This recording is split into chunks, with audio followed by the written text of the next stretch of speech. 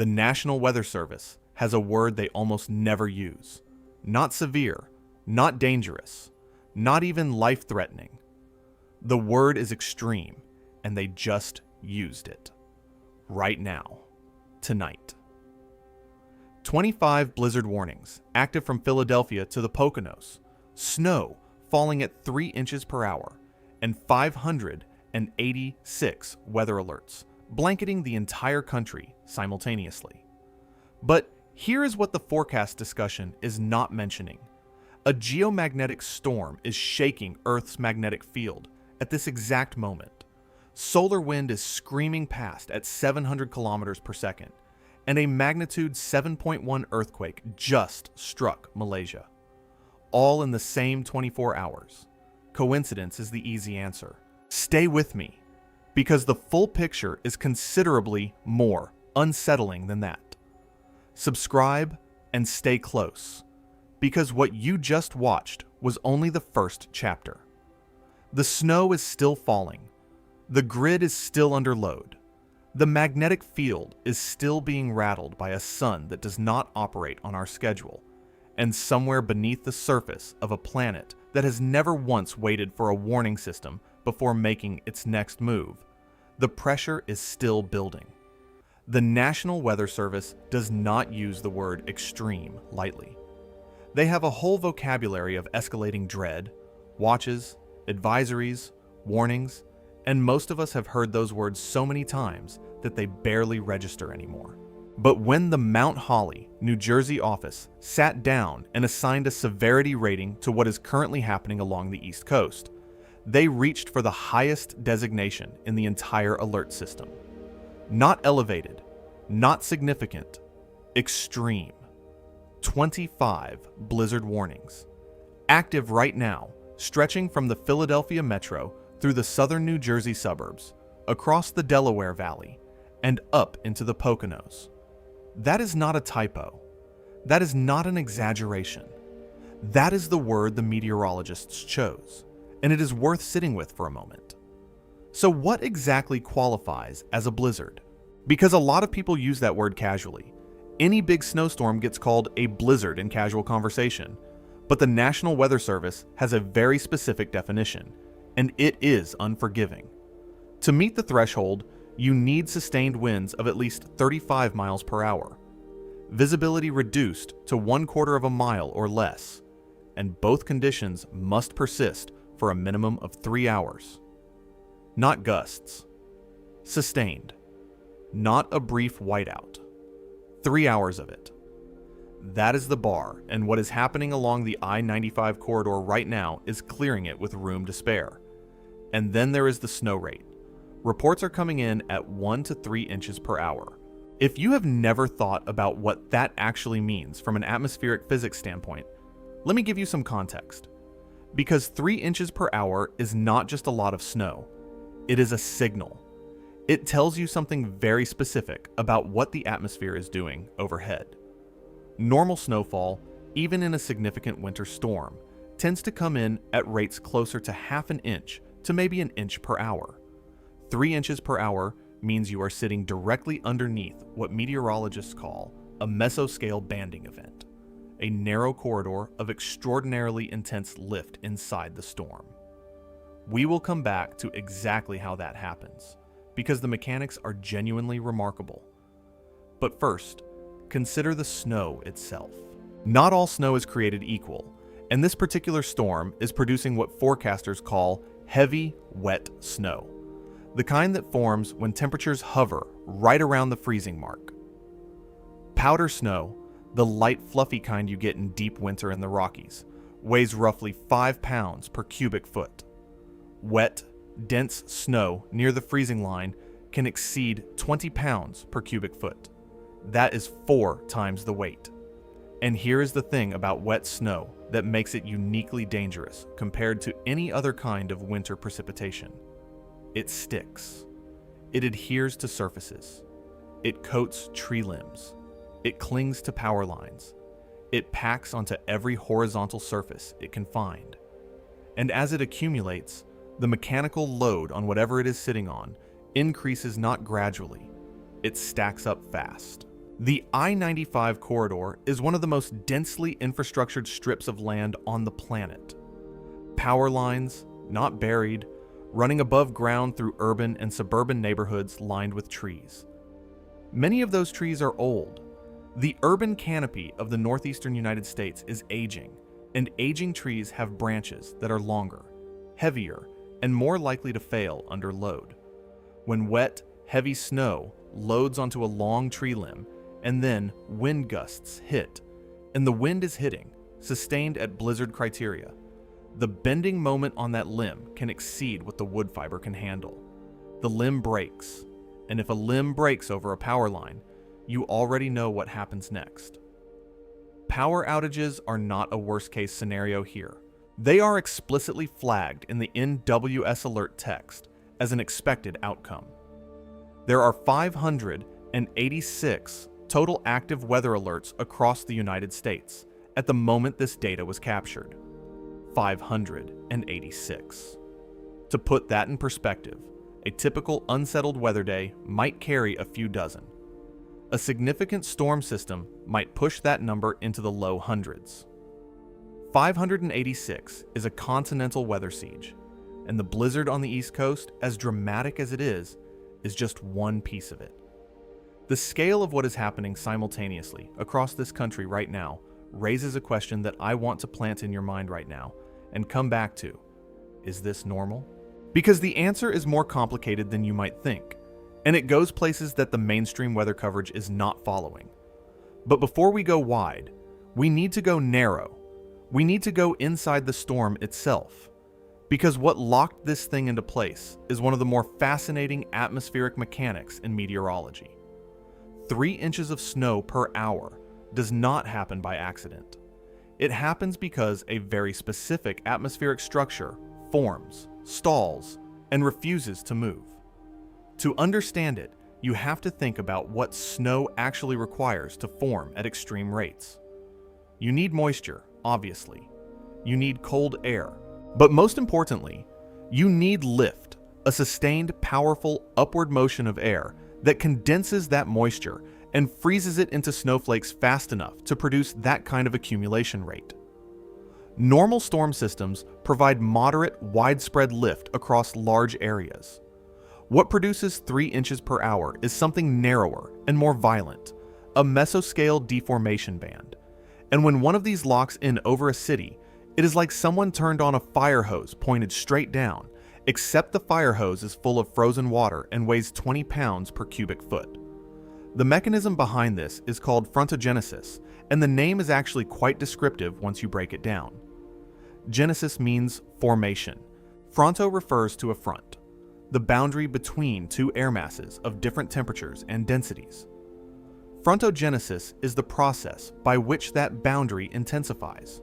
When two air masses squeeze together, the temperature gradient between them sharpens, and the atmosphere responds by generating powerful upward lift along that boundary. Think of it like squeezing a tube of toothpaste from both ends. The pressure has to go somewhere, and in the atmosphere, it goes up, rapidly.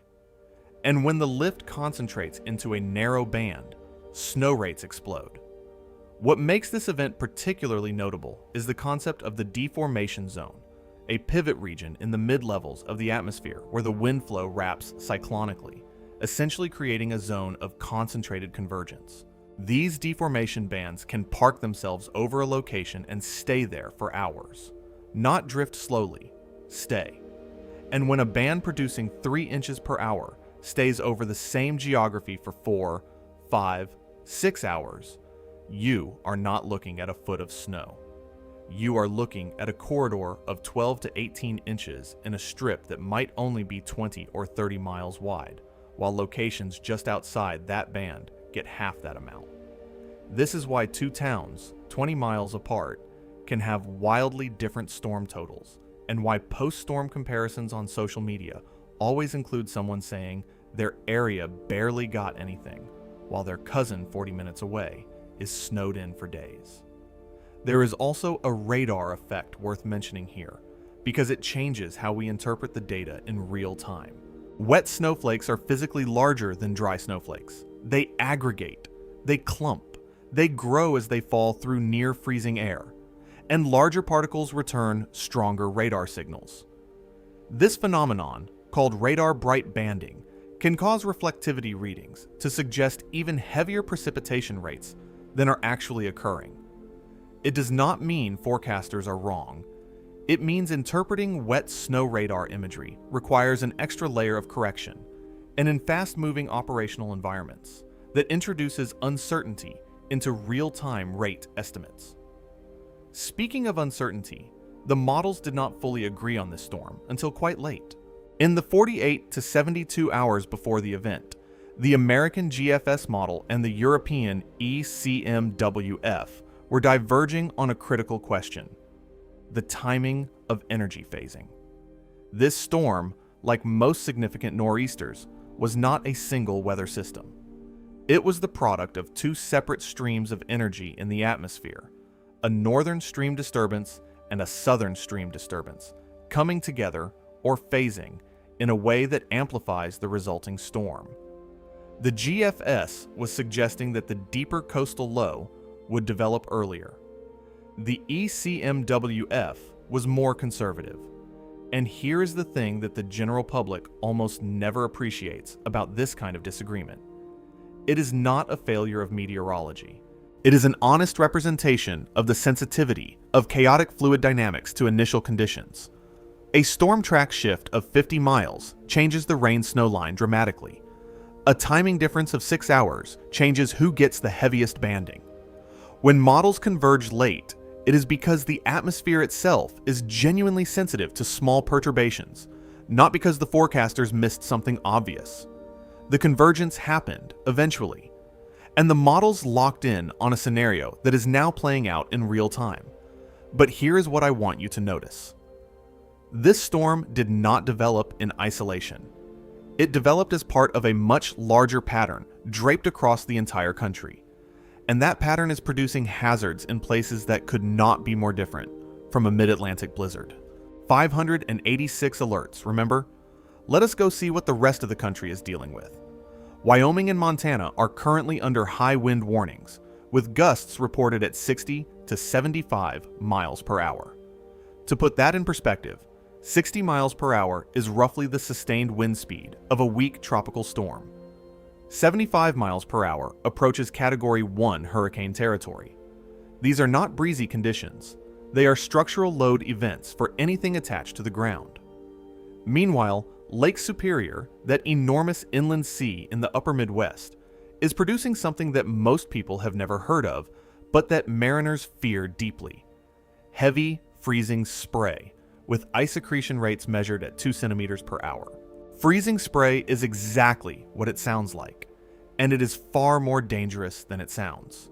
When waves crash over the deck of a vessel in air temperatures below freezing, the supercooled water droplets that spray into the air freeze almost instantly on contact with the ship's surfaces. The railing freezes. The equipment freezes. The hull above the waterline freezes. And as ice accumulates at 2 centimeters per hour across every exposed surface, the center of gravity of the vessel rises. A ship's stability depends critically on where its weight is distributed. As ice builds up on the upper structure, that stability erodes. And if conditions persist long enough without the crew actively breaking ice, a dangerous, exhausting, sometimes lethal job in heavy seas, a vessel can reach the point where it rolls and does not come back. Freezing spray has sunk ships. It is not a minor inconvenience. It is a maritime life safety emergency. Along the Atlantic seaboard, 167 small craft advisories are active. 47 gale warnings, 18 storm warnings. Coastal flood warnings are posted from multiple offices as the nor'easter drives a storm surge against an already saturated coastline. And if all of that sounds like a lot of water-related hazards, consider that simultaneously, there are critical fire weather conditions active in Colorado, where humidity has dropped to 10%. 10%. The air is so dry that a carelessly discarded cigarette or a downed power line could ignite a fire that spreads faster than a person can run.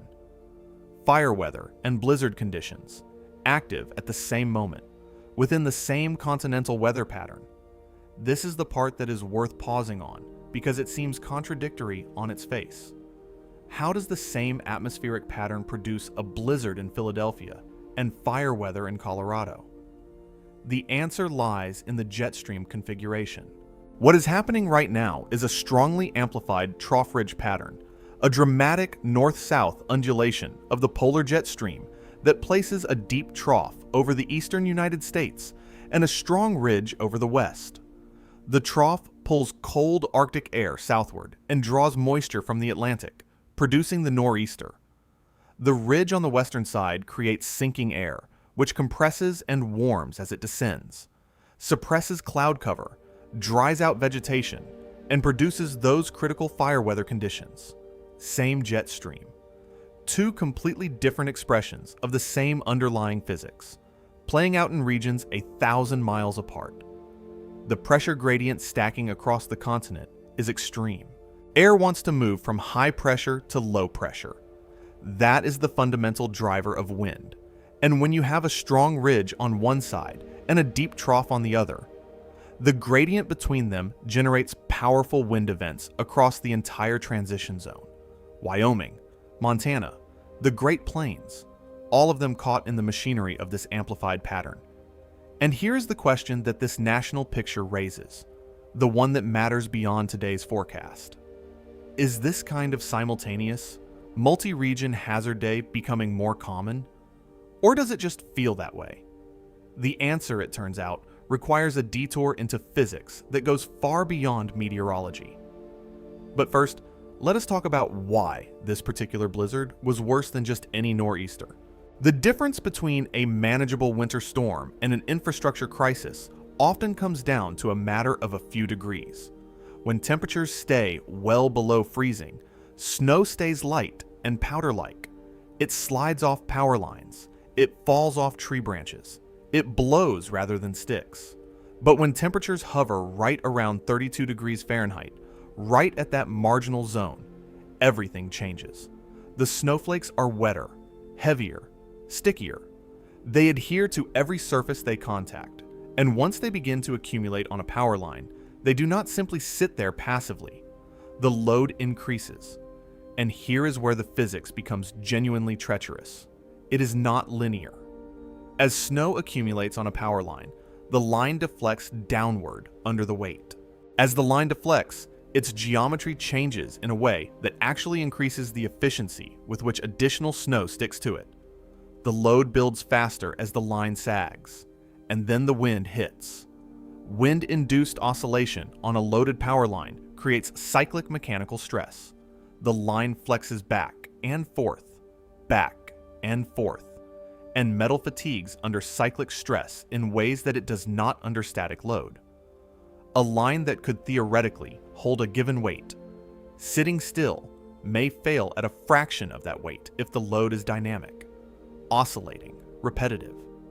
Engineers call this fatigue failure, and it is exactly what happens when a windstorm hits a snow-loaded distribution line and the line separates at a connector that had been perfectly adequate for years. Tree failure follows similar physics, but with more dramatic consequences. A wet snow load on a long tree limb creates what is called a bending moment, a rotational force at the base of the limb where it joins the trunk. The longer the limb, the greater the bending moment for the same amount of added weight.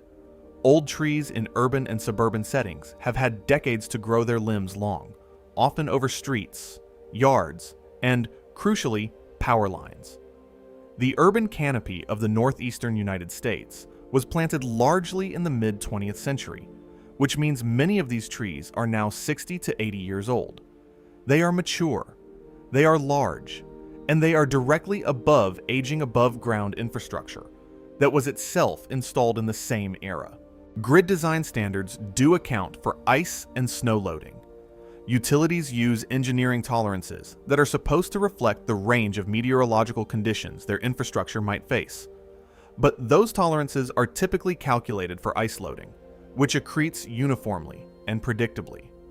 Wet snow loading, combined with simultaneous high wind gusts, represents a worst-case combined load scenario that sits at the edge of or beyond those design parameters, particularly for older infrastructure that may have experienced previous stress events that reduced its effective safety margin. This is not speculation. It is why the National Weather Service explicitly calls out power outage risk in the alert text. It is why utility crews are pre-positioned right now. And then there is one more layer to this, one that sits at the very edge of mainstream discussion. A G1 geomagnetic storm is currently underway.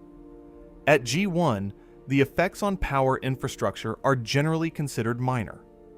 Geomagnetically induced currents, or GICs, are electrical currents that flow through long conducting structures, pipelines, power lines, railway tracks, when the Earth's magnetic field fluctuates rapidly due to geomagnetic disturbance. At high latitudes, G1 events can produce weak grid fluctuations. At mid-latitudes, where the Northeast sits, the theoretical impact is small, but not precisely zero. On a normal day, G1 barely registers as a footnote. On a day when the grid is already under mechanical stress from blizzard conditions, the concept of compound loading becomes interesting in ways that engineers and grid operators are aware of, even if the general public is not. And here's the question that should be making you lean forward slightly. Why is there a geomagnetic storm happening right now, at what should be close to solar maximum, driven by a sun that is currently showing zero flare probability? Late February sits in one of the most meteorologically volatile windows of the entire year. It is not winter anymore. Not quite. The solar angle is increasing. The atmosphere is beginning to receive more energy at northern latitudes, but the Arctic has not caught up yet. The cold reservoir in the polar regions remains enormous, and the contrast between that cold air mass and the increasingly energized mid-latitude atmosphere creates the conditions for some of the most powerful and erratic weather patterns of any season. This is not new. The historical record is full of catastrophic late winter storms. The question being actively debated in the atmospheric science community is whether the character of those late February amplification events is changing. The hypothesis that has generated the most controversy and the most research in recent years centers on something called Arctic amplification.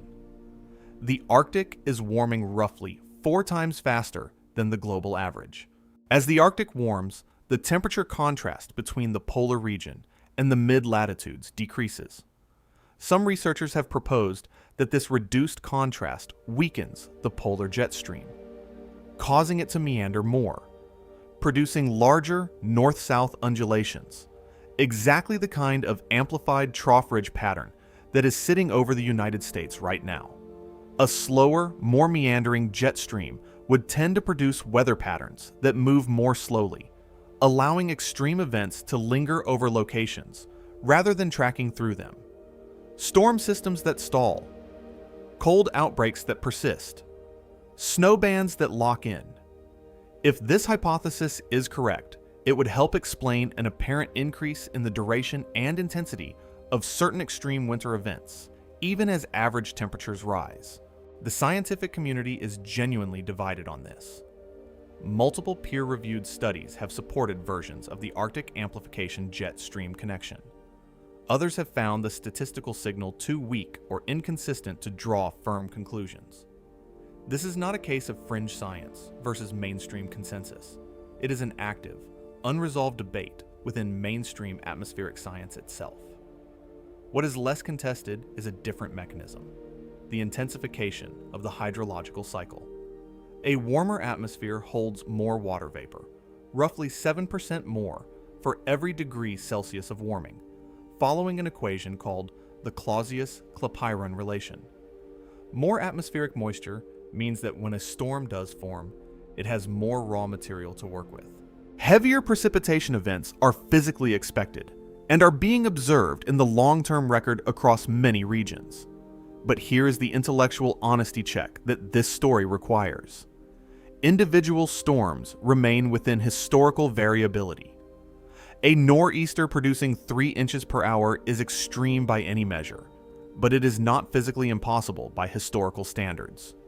What may be changing is the probability distribution, the frequency with which the atmospheric dice roll combinations that produce these compound events. That is a subtler and harder claim to prove than storms are getting worse, but it may be more accurate. And there is one more variable in this picture that does not appear in any climate model and does not come from the atmosphere at all. It comes from roughly 93 million miles away, and right now it is doing something unexpected. Solar cycle 25 is supposed to be near its peak right now. The sun runs on an approximately 11-year cycle of magnetic activity, a gradual build from solar minimum through the climb towards solar maximum, and then the slow decline back down. Solar maximum is when sunspot counts are highest, when solar flares are most frequent, when coronal mass ejections hurl billions of tons of magnetized plasma into space at millions of miles per hour. And based on the timeline, 2025 was projected to be right in that peak window. Some forecasts even suggested cycle 25 would be more active than originally anticipated. So you might expect the sun to be putting on quite a show right now. The active regions on the solar disk currently show zero flare probability. Zero. The sun, at what should be close to maximum, is momentarily quiet in terms of explosive activity. And yet, a geomagnetic storm is in progress. Earth's magnetic field is disturbed. The KP index, which measures global geomagnetic activity on a scale from 0 to 9, has reached 5, which is the threshold for a G1 storm classification.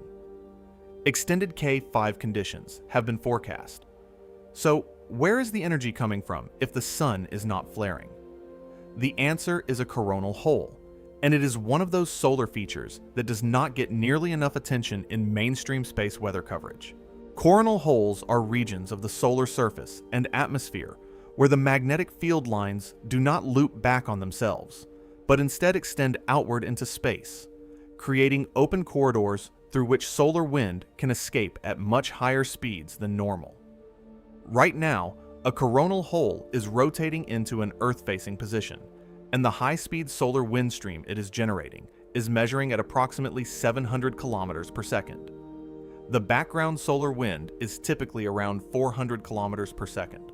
700 is not extreme by the standards of major space weather events, but it is significantly elevated, and the interplanetary magnetic field being carried by that wind is showing a total field strength of 16 nanoteslas, with BZ fluctuations of roughly plus or minus 10 nanoteslas.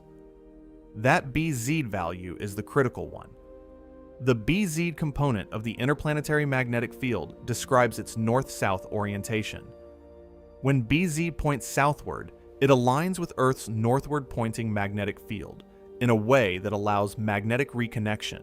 Essentially, the solar wind's magnetic field links up with Earth's field and transfers energy into the magnetosphere directly. Sustained southward BZ is what drives geomagnetic storms.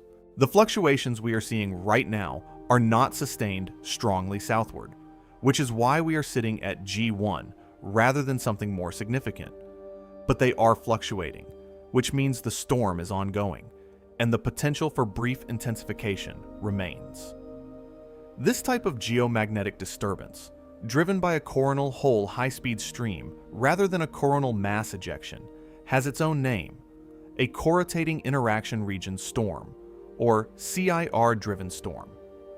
CIRs form when fast solar wind catches up to slower solar wind that left the sun earlier, compressing the plasma and magnetic field at the interface.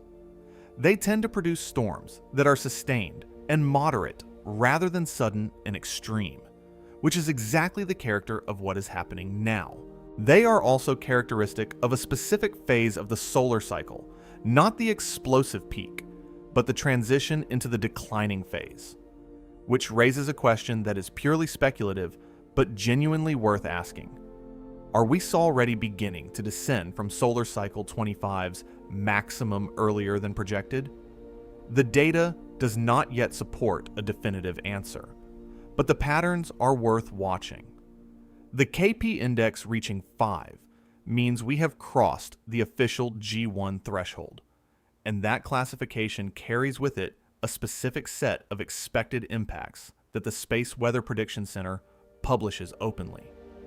Weak power grid fluctuations are possible, minor impacts on satellite operations, high-frequency radio propagation affected at high latitudes, aurora visible from the northern tier of the continental United States, Minnesota, Michigan, the northern coast of Maine.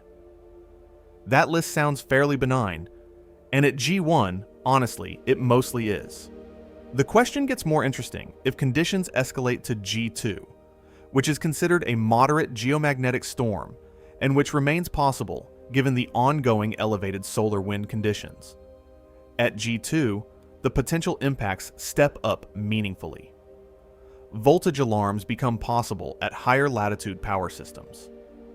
Long pipelines can experience induced currents that require active management to prevent corrosion. HF radio blackouts extend to broader geographic areas.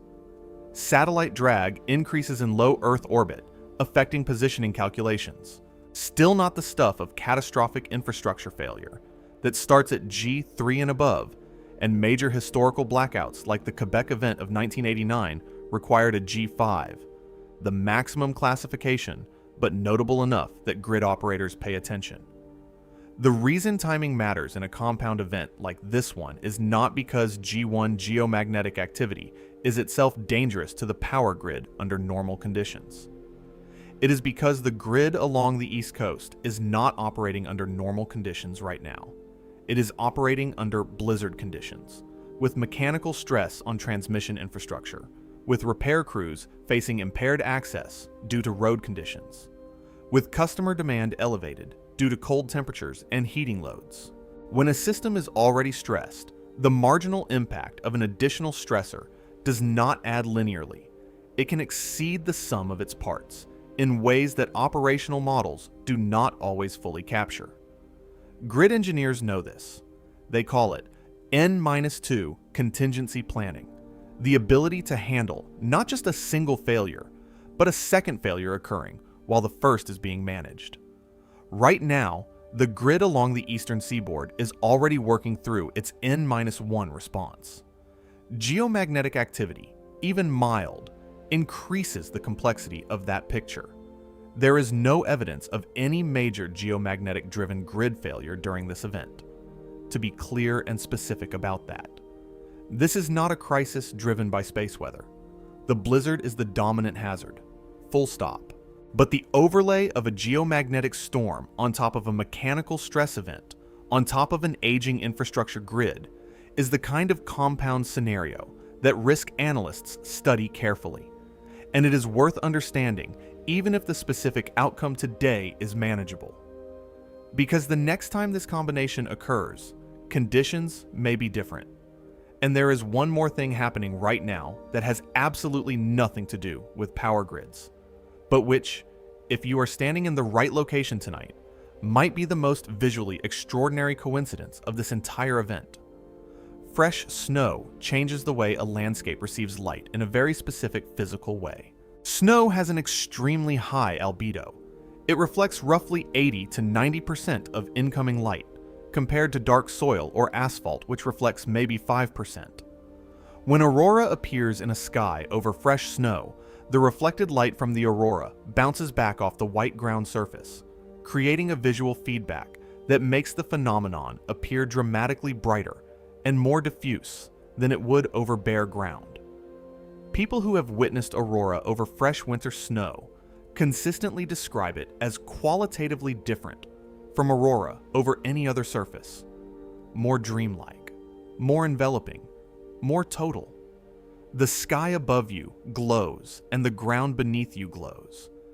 And for a moment, the distinction between up and down becomes beautifully blurry.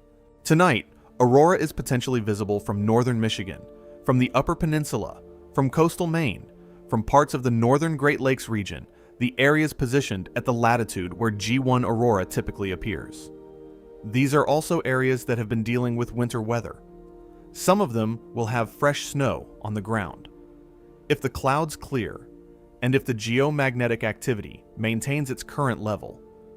The combination of those two things, the charged particles colliding with oxygen and nitrogen in the upper atmosphere to produce curtains of green and red light reflecting off a white ground, is the kind of thing that gets photographed once and remembered forever. The aurora itself has a beautifully simple mechanism at its core. Energetic particles, electrons, and protons from the solar wind get funneled along Earth's magnetic field lines down into the upper atmosphere near the polar regions. When those particles collide with atmospheric gas molecules, they excite electrons to higher energy states. When those electrons fall back to their ground state, they release the excess energy as photons, as visible light. Different atmospheric gases and different altitudes produce different colors. Oxygen at about 60 miles altitude produces green, the most common aurora color. Oxygen at higher altitudes produces red. Nitrogen produces blues and purples. The curtains and waves and pillars of aurora you see in photographs are the literal visible expression of Earth's magnetic field guiding energetic solar particles into the atmosphere. It is particle physics made visible with the atmosphere as the display screen. What is not happening is any connection between the aurora, the geomagnetic storm, and the blizzard. These are separate physical phenomena that are coinciding in time, but not in causation. The blizzard does not cause the aurora. The geomagnetic storm did not cause the blizzard. They are both real, both significant, and both happening simultaneously, which is the kind of coincidence that human brains are spectacularly bad at accepting as mere coincidence. We want a connection. We are built to find patterns. And that instinct, while it has served our species extraordinarily well across evolutionary history, has a dark side when it encounters genuinely unrelated events happening at the same time. Which brings us to something that happened on the other side of the planet in the same 24-hour window, and the theory that some corners of the internet are already building around it. A magnitude 7.1 earthquake struck the Malaysia region within the same 24-hour window as the blizzard, the geomagnetic storm, and the national alert surge. The United States Geological Survey classified the event with a green alert, the lowest casualty severity tier, indicating that population exposure in the immediate impact zone was limited and major casualties are not expected. That is genuinely good news, but the seismic number itself, 7.1, is significant enough to command attention, and in the current information environment, it is being used as one more data point in a narrative that is circulating across social media platforms and alternative media channels right now. The narrative goes roughly like this. A geomagnetic storm is stressing the Earth's magnetic field, which also interacts with the planet's crust, and the energetic input from the solar wind is modulating crustal stress in ways that can trigger seismic events. The blizzard, the aurora, the earthquake, the solar wind, all of it is connected. All of it is part of a single system being activated simultaneously, and the mainstream scientific community either does not understand this connection or is not talking about it. It is a compelling narrative. It is emotionally satisfying, and the scientific consensus does not support it. Let me be precise about what the consensus actually says, because dismissal without engagement is intellectually lazy. The Earth does have a magnetic field, and geomagnetic storms do induce currents in conducting structures, including the Earth's crust itself. Some researchers have published studies attempting to find statistical correlations between geomagnetic activity and earthquake frequency. A small number of those studies have found marginal correlations in specific datasets. The problem is reproducibility and mechanism. A statistical correlation in one dataset without a demonstrated physical mechanism is not evidence of causation. It is a hypothesis that requires further testing. And when the full global earthquake catalog is analyzed across the full range of geomagnetic conditions over many solar cycles, the correlation either disappears or shrinks to a level that is not distinguishable from noise. The seismic record itself provides important context here. In the weeks surrounding this event, 107 earthquakes of magnitude 4.5 or greater have been recorded globally. 107. That is a completely normal number. The Earth is seismically active all the time. Tectonic plates are grinding against each other constantly. Stress accumulates in fault systems over decades and releases suddenly, and there is no shortage of magnitude 7 events in the global catalog. The Malaysia region sits in a seismically active zone. A magnitude 7.1 there is not a statistical outlier. It did not require an external trigger. The timing with the geomagnetic storm is, based on all available evidence, coincidence. But here is where I want to offer something more than just a dismissal of the idea, because the people looking for these connections are doing something fundamentally human and not entirely unintelligent. They are observing that multiple large-scale systems are behaving simultaneously and asking whether those systems might interact.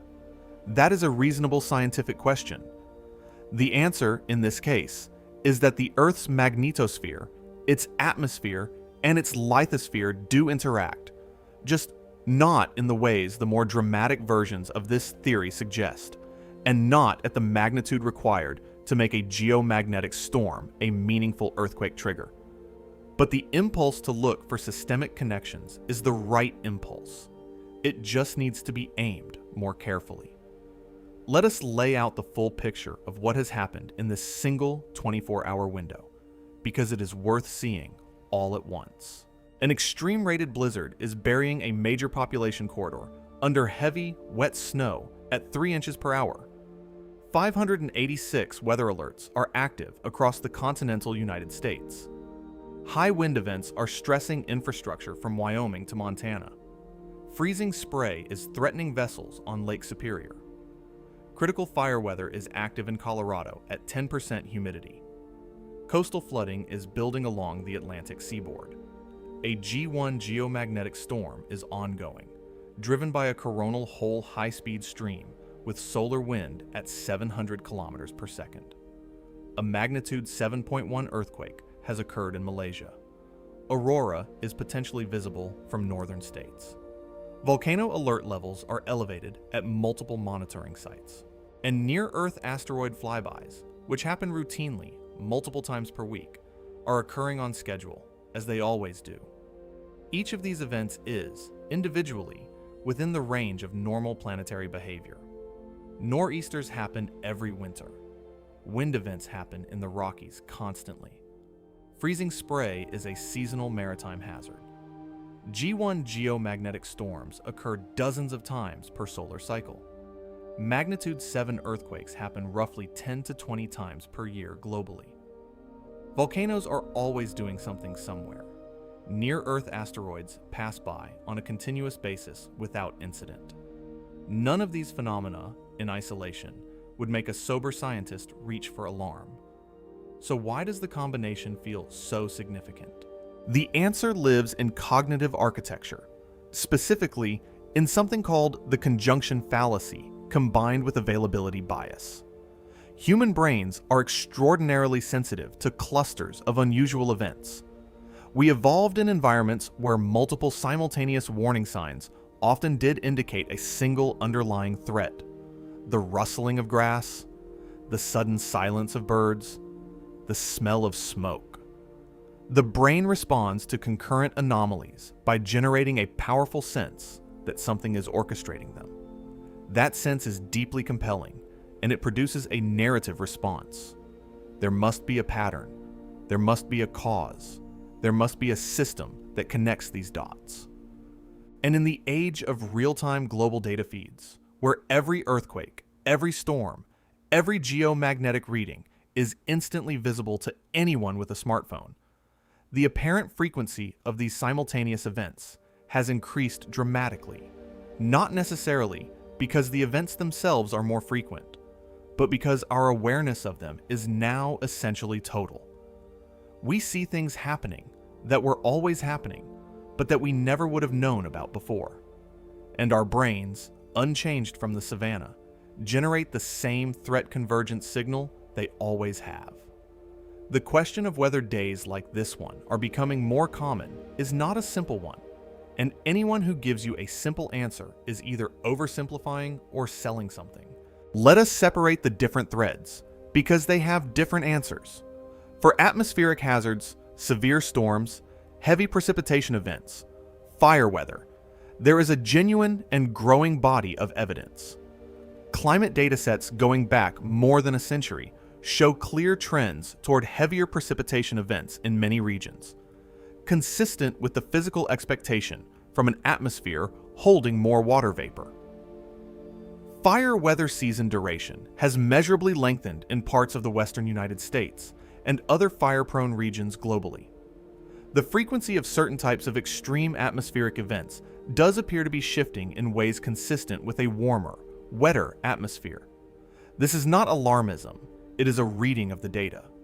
For geomagnetic storms, the picture is entirely different. Solar cycles are natural. They are predictable within certain ranges, and they have been occurring for as long as the sun has existed. The Maunder minimum in the 17th century showed that solar activity can dramatically reduce for decades. Solar cycle 25 appears to have been somewhat more active than originally projected, but it is not outside historical norms. Geomagnetic storm frequency tracks the solar cycle. More storms near maximum, fewer near minimum, and that pattern has not fundamentally changed. There is no evidence of a long-term trend toward more frequent or more intense geomagnetic activity. For earthquakes, the data is equally clear. Global seismicity is not trending upward. The apparent increase in major earthquakes that many people perceive is almost entirely an artifact of improved detection. The global seismographic network has expanded dramatically in the satellite era, particularly in developing countries and ocean regions that previously had sparse coverage. We are detecting earthquakes today that would have gone unrecorded 20 or 30 years ago. The catalog looks more active because our instruments are better, not because the plates are moving faster. The apparent clustering of major events on any given day is a product of baseline rates. There are enough magnitude 4+ earthquakes globally each week that several will always fall within any 24-hour window you choose to examine.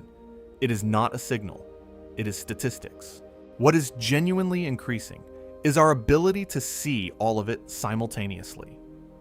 Real-time data infrastructure, satellites, seismic networks, magnetometers, radar systems, buoy arrays has created a planet-wide nervous system that transmits every measurement instantly to anyone who wants to look at it. Social media then aggregates these signals and presents them stripped of their statistical context. The result is an information environment that is spectacularly good at generating the feeling of unprecedented convergence, regardless of whether unprecedented convergence is actually occurring. This matters, not because it means nothing real is happening, but because it means we need better tools for distinguishing genuine signal from the noise of enhanced visibility. Here is what this 24-hour window actually tells us, when you strip away both the panic and the dismissal and look at it clearly. The atmosphere is under load. The eastern seaboard is experiencing an extreme rated blizzard that is putting mechanical stress on aging infrastructure through a combination of wet snow adhesion and wind-induced fatigue loading. The marine environment of the Great Lakes and the Atlantic coast is under load.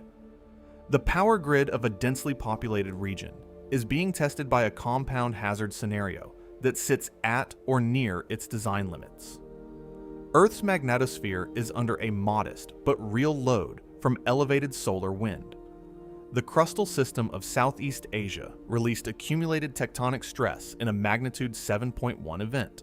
Fire weather is stressing the fire-adapted and not fire-adapted vegetation of Colorado simultaneously. Multiple systems are at elevated states simultaneously. Each of these loads is within historical range. None of them is unprecedented.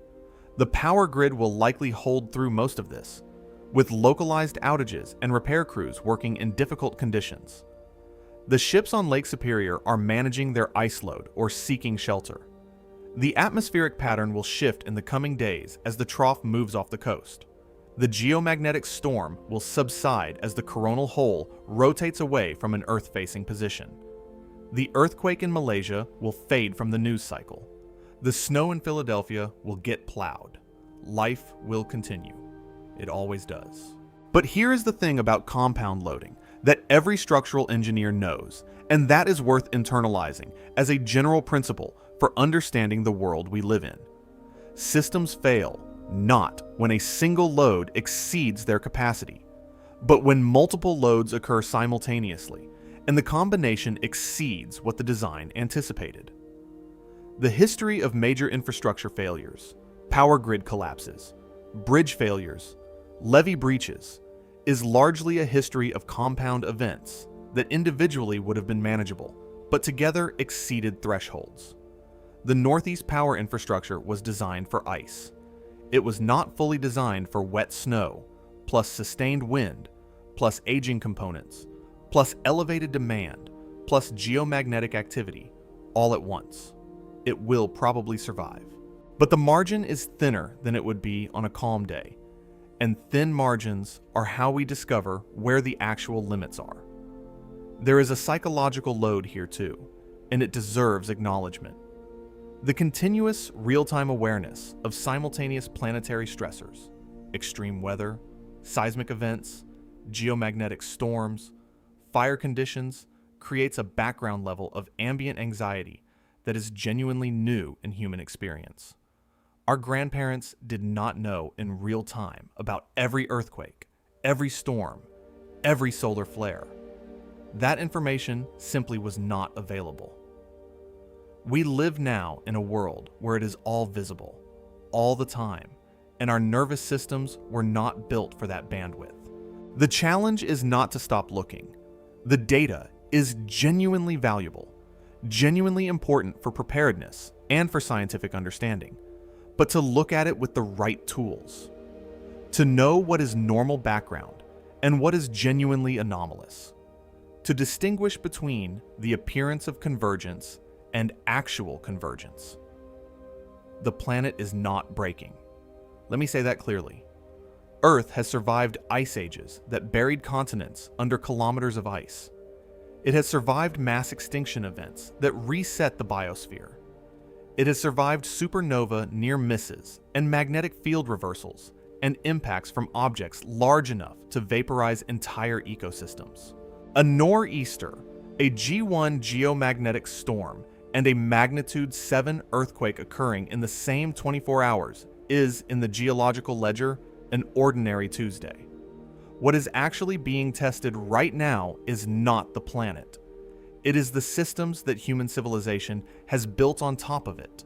The power grids, the infrastructure networks, the supply chains, the emergency response frameworks, and the information ecosystems through which we process events and make collective decisions about how to respond to them. Those systems are aging in some cases, underfunded in others, and increasingly being asked to operate at or near their limits more often and more visibly than at any previous point in their existence. That is the real story of a day like today. Not that the Earth is sending a signal, but that our systems are showing us their edges. And if we are paying attention, those edges are exactly where the most important information lives.